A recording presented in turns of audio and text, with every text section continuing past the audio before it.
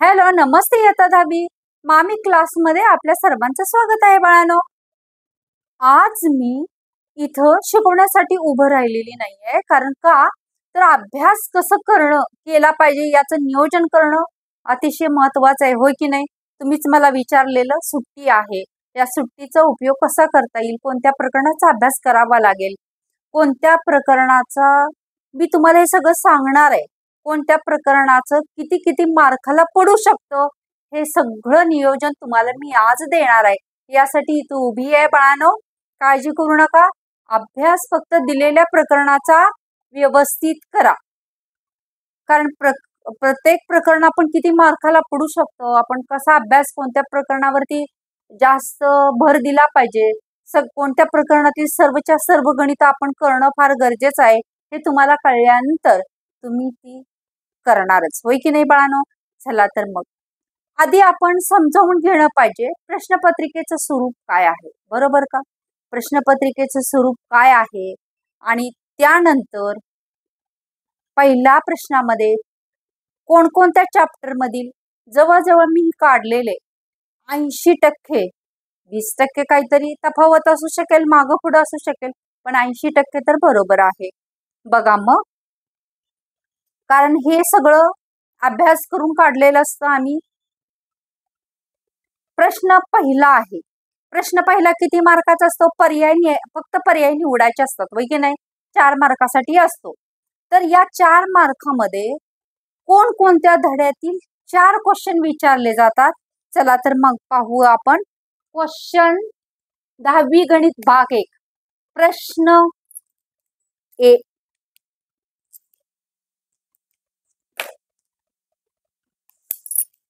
पहिला प्रश्न कशातला असतो? ए. ए मधला, बरोबर. काय असतो? पर्यायी प्रश्न असतो हा, पर्यायी प्रश्न. हा पर्यायी प्रश्न असतो. हा शक्यतो 2 चलातील रेषीय समीकरणे तुमच्या लक्षात राहणार नाही म्हणून मी ते फळ्यावर लिहायला लागले, नाहीतर तोंडी मी सांगू शकत होते. एक तर 2 चलातील रेषीय समीकरणे, 2 चलातील रेषीय समीकरणे याच्यावरती असेल, किंवा दुसरा म्हणजे वर्ग समीकरणे याच्यावरती असेल,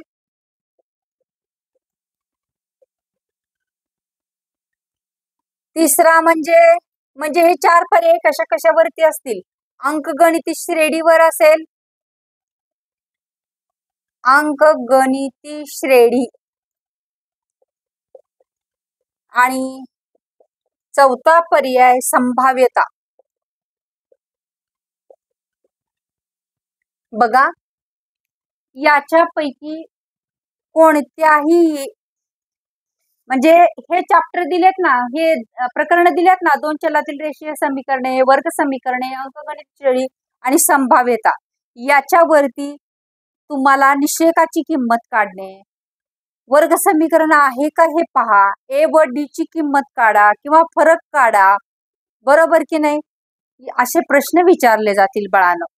कुठं? पर्याय निवडामध्ये पहिल्यांदा. म्हणजे या पूर्ण धड्यांचा आपला अभ्यास सखोल असणं गरजेचं आहे, हे कळालं ना? आता पहिल्या प्रश्नातला हा किती मार्काचा असतो बाळांनो? हा 4 मार्काचा असतो.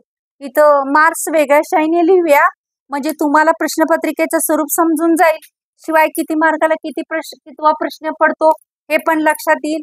हा 4 मार्क्स, हा कशासाठी, किती मार्कासाठी असतो? 4 मार्कासाठी असतो. आता प्रश्न पहिल्यातला बी आकडा. बी हा काय करायचा असतो? एक उपप्रश्न सोडवायचा असतो. उपप्रश्न सोडवा असा विचारलेला असतो, आणि हा याच्यामध्ये हा पण 4 मार्कासाठी असतो. 4 मार्क्स. हा सुद्धा किती मार्कासाठी असतो? 4 मार्कासाठीच असतो, उपप्रश्न सोडवा म्हणून. बघा, शक्यतो प्रश्न पहिल्यात दोन चलातील रेषीय समीकरणे लिहून द्यायला लागले मी तुम्हाला, लक्ष द्या. दोन चलातील रेषीय समीकरणे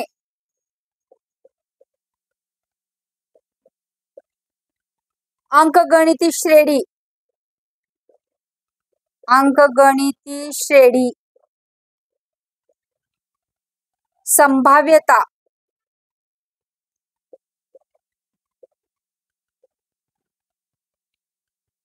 दोन अचूक प्रश्न इथे सोडवायचे असतात. हे 4 आकडे दिलेले असतात आपल्याला, याच्यामधील आपल्याला 2च सोडवायचे असतात. आणि तिसरा असतो तो याच्यावरती अर्थनियोजन याच्यावरती असतो. याच्यातले आपल्याला किती सोडवायचे असते? 2. मग ह्या दोन्ही पैकी ह्या 3 धड्यांचा अभ्यास आपला परफेक्ट झालेला असतो, होय की नाही बाळांनो? या 4 आकड्यापैकी या 3 धड्यांचा अभ्यास आपला परफेक्ट करायला हवा. मग एक गॅप सोडला तरी पैकीच्या पैकी मार्क्स पाडू शकतो. कशामध्ये? क्वेश्चन बी मध्ये. चला तर मग आता काय करूया, प्रश्न दुसरा पाहूया. प्रश्न दुसरा हे तुम्हाला पाहिजे असतील तर स्क्रीनशॉट मारून घ्या किंवा पुन्हा पुन्हा व्हिडिओ चालू करून बघू शकता. बघा आता, हे तुम्हाला स्वरूप आणि मार्क्स असं सांगत आहे. प्रश्न दुसरा आता क्वेश्चन 2 मधला ए. कोणतीही 2 कृती असतात इथं, कोणत्याही दोन कृती पूर्ण करा म्हणून प्रश्न असतो. या प्रश्नासाठी सुद्धा किती मार्क्स असतात बाळांनो? मार्क्स 4. किती मार्कासाठी असतो? 4 मार्कासाठी हा प्रश्न असतो बाळांनो. कोणत्याही 2 कृती पूर्ण करायच्या असतात. मग त्या 2 कृती कशातले येऊ शकतात? एक तर एक सामायिक समीकरण असेल किंवा वर्ग समीकरण मधली असेल. एक सामायिक समीकरण मग ते कोणत्याही प्रकारचं विचारलं असेल, माहिती आहेत ना प्रकार सगळे एक सामायिक समीकरण मधले, आणि दुसरं वर्ग समीकरणामधलं असेल. म्हणजे हे 2 धड्यांचा आपल्याला अभ्यास परफेक्ट असणं. एक सामायिक समीकरण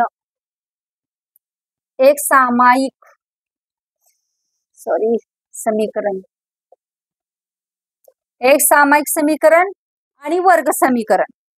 थोडीशी गडबडीत देत आहे बाळांनो. काय करायचंय?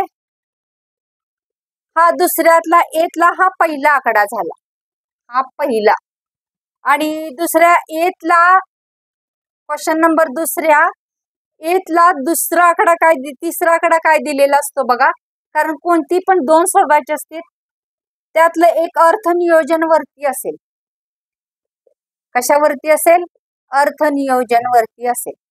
मग हे 2 आपण व्यवस्थित सोडवू शकतो, कारण याचा अभ्यास परफेक्ट असेल तर, होय की नाही?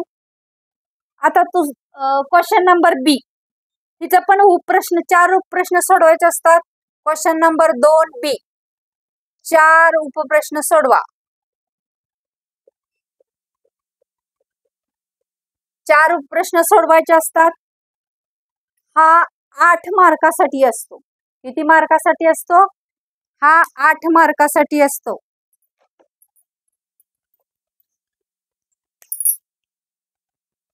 मार्क 8 मार्कासाठी हा क्वेश्चन दिलेला असतो आपल्याला. बघा, त्यातला शक्यतो मी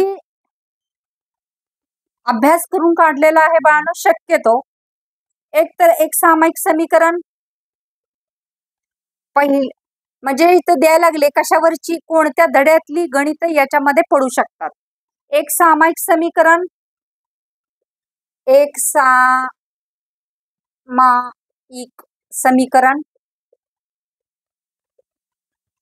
आणि वर्ग समीकरण.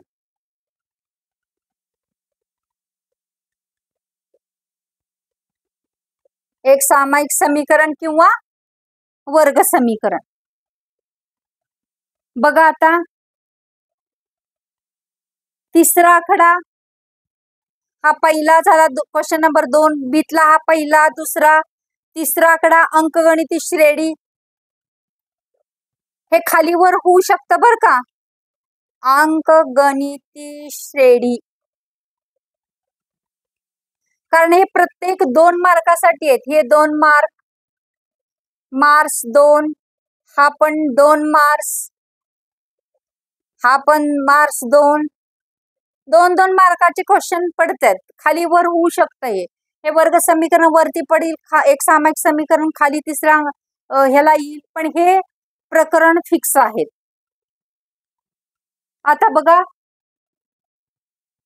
3 आकडे घेतले. आता दुसऱ्यातला बी ला चौथा आकडा हा अर्थ नियोजन वरती असेल असं समजूया, आणि 5वा आकडा असेल सांख्यिकी. हे सगळे किती मार्कासाठी आहेत बाळांनो?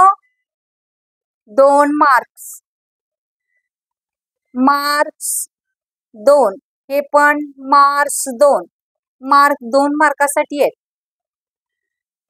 मग बघा 2 4 2 6, बे के बे 2 4, बे 3 6, बे 4 8 आणि बे 5 10, 2 मार्क एक्स्ट्रा आहेत.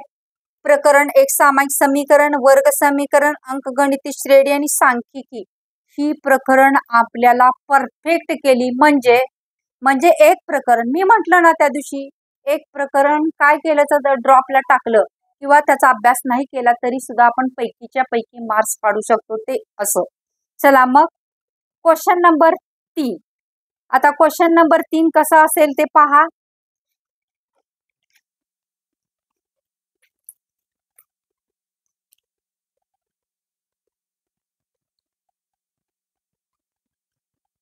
तीन मार्कासाठी असेल क्वेश्चन नंबर 3.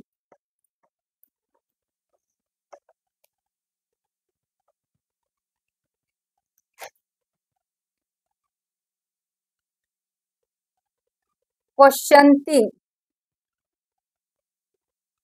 हा कसा असेल क्वेश्चन 3? एकूण किती मार्काचा असेल? 9 मार्काचा असेल. एकूण क्वेश्चन तिसरा किती आहे? एकूण 9 मार्काचा असेल. खालीलपैकी कोणती एक कृती पूर्ण करा. खालीलपैकी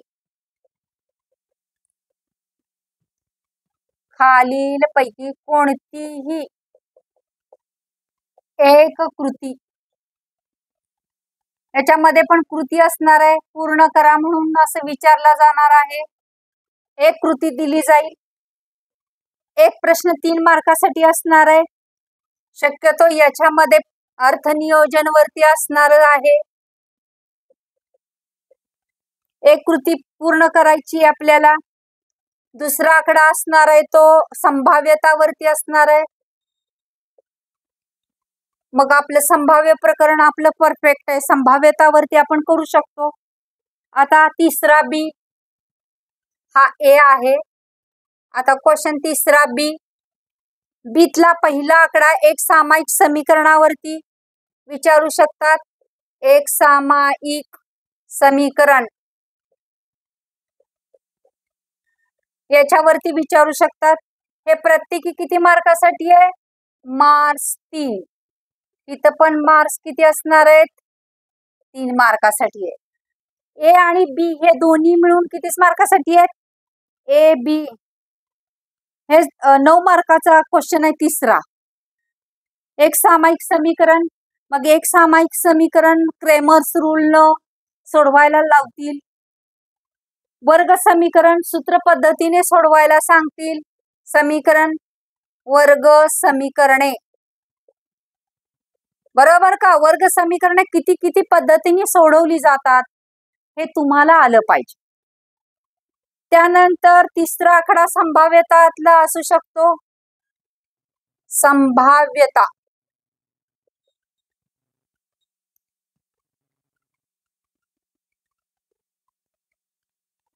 आणि चौथा आकडा अर्थनियोजन.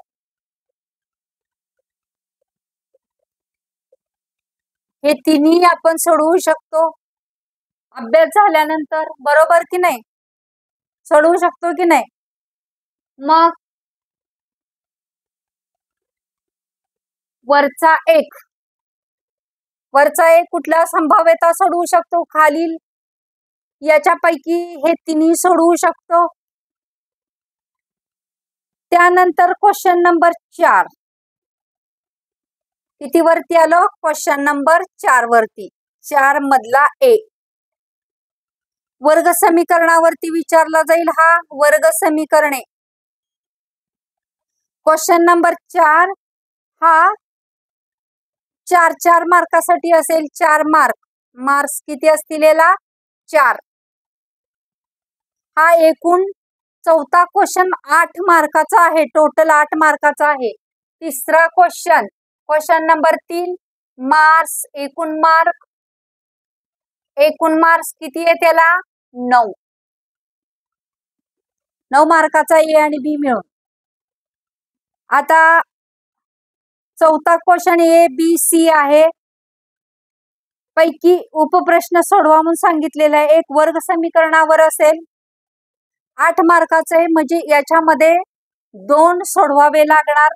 चौथा ए आणि बी असेल अर्थनियोजन वरती.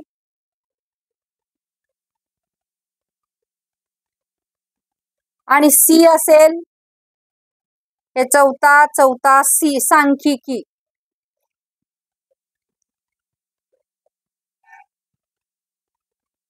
हे प्रत्येकी किती मार्कासाठी आहेत? 4 मार्कासाठी आहेत बाळांनो. आता क्वेश्चन नंबर 5 ला आलो आपण. हे कळतंय ना? तुम्हाला कुठल्या धड्याचा अभ्यास करणं गरजेचं आहे?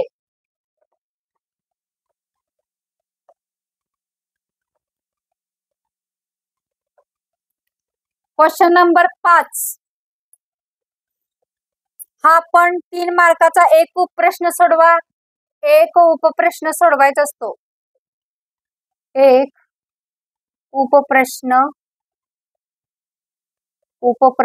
सोडवा. किती मार्क्स? 3 मार्कासाठी असतो. एक सामायिक समीकरण किंवा सांख्यिकी. एक सामायिक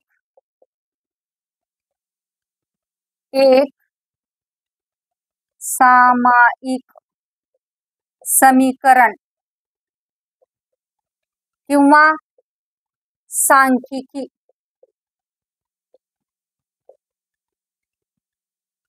याच्यावरती खाली वरती होऊ शकतो. कसा पण प्रश्न विचारला जातो. मग लक्षात ठेवा कोणत्या धड्यावरती अभ्यास करणं फार गरजेचं आहे बाळांनो. आलं लक्षात? पहिला एक सामायिक समीकरण अगदी सगळे प्रश्न व्यवस्थित पाहिजे. वर्ग समीकरण पूर्ण सगळा आला पाहिजे. बरोबर का? एकूण चॅप्टर किती माहिती आहेत ना तुम्हाला? किती आहेत धडे आपल्याला? किती धडे आहेत? 2 चलातील रेषीय समीकरणे पहिला धडा. दुसरा कारण 12 मार्काचा तो आहे त्यामुळे प्रत्येक प्रश्नात त्याचा प्रश्न असेलच. वर्ग समीकरणे 12 मार्कासाठी आहे. त्याचा सगळ्यात प्रश्न असेल. अंकगणिती श्रेणी 4 मार्कापर्यंत हे प्रश्न विचारले जातील. अर्थनियोजन आपण ड्रॉप करायचं आहे कारण अर्थनियोजन घेऊया थोडंफार परंतु आता इथून पुढं वेळ फार कमी आहे. संभाव्यता 8 मार्कासाठी आणि सांख्यिकी पण 12 मार्कासाठी. एक जर 8 मार्काचा जरी आपण ड्रॉप टाकला नाही केला कितवा धडा? चौथा धडा तरी सुद्धा आपण व्यवस्थित पैकीच्या पैकी मार्क्स पाडू शकतो. हे करणं योग्य नाही. तुम्हाला सांगते ड्रॉप टाकणं योग्य नाही. परंतु वेळ कमी आहे आणि पैकीच्या पैकी मार्क्स आपल्याला मिळवायचे आहेत. खरं तर अर्थनियोजन मी तुमचं घेणारच आहे तरी सांगते तुम्हाला कारण तुम्ही मला विचारलेले प्रश्न आहेत की अभ्यासाचं नियोजन आम्ही कसं करू. वेळ फार कमी उरलेला आहे. बरोबर की नाही? तुम्हीच विचारलेलं की नाही? वेळ कमी उरलेला आहे. आम्ही अभ्यासाचं नियोजन कसं करू आणि आम्हाला मार्क्स तर ज्यादा म्हणजे पैकीच्या पैकी पडले पाहिजे. तर या पद्धतीनं तुम्ही नियोजन करू शकता. चांगल्या मार्काने पास होऊ शकता आणि लक्ष देऊ. आणि या सर्वांचे व्हिडिओ बऱ्यापैकी मी टाकलेले आहेत. महत्त्वाचे प्रश्न त्याचे व्हिडिओ तुम्हाला पोहोचलेले आहेत. अजून दररोज टाकतच आहे.